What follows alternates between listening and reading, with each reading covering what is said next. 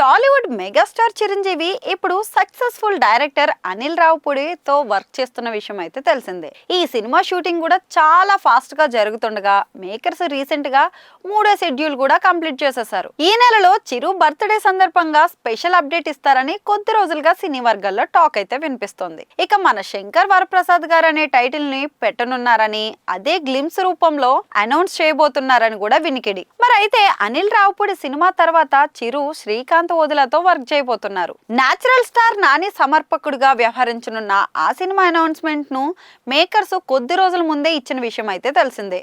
అయితే చిరు ఫ్యాన్స్ ఆయన్ను ఒక హై ఎనర్జీ పవర్ఫుల్ సినిమాలో చూడాలని కలలుగా అంటున్నారు. భారీ హైప్ ఉన్న మూవీలో యాక్ట్ చేయాలని కూడా కోరుకుంటున్నారు. వేరే లెవెల్ హిట్ ను సొంతం చేసుకుని మళ్ళీ అప్పటి మ్యాజిక్ రిపీట్ చేయాలని కూడా కోరుకుంటున్నారు. ఒకప్పుడు ఆస్వాదించిన గొప్ప ఇమేజ్ అందుకోవాలని కోరుకుంటున్నారు. అందుకు సరైన దర్శకుడిని మెగాస్టార్ పట్టుకోవాలని అభిప్రాయపడుతున్నారు. మరి అదే టైంలో Kollywood super star Rajinikanth, star director Lokesh Kanagaraj combination గురించి ప్రస్తావిస్తున్నారు. వారిద్దరి కలయికలో ఇప్పుడు కూలీ మూవీ రూపొందుతున్న విషయం తెలిసిందే. ఆగస్టు 14న రిలీజ్ కాబోతుంది. ఇప్పటికే అన్ని పనులు కంప్లీట్ చేసుకున్న ఆ సినిమాపై వేరే లెవెల్లో అంచనాలు ఉన్నాయి. ఇక ప్రమోషనల్ కంటెంట్ భారీ రెస్పాన్స్ అయితే అందుకుంటుంది. మూవీపై ఆడియన్స్ లో ఫుల్ హైప్ అయితే క్రియేట్ చేస్తుంది.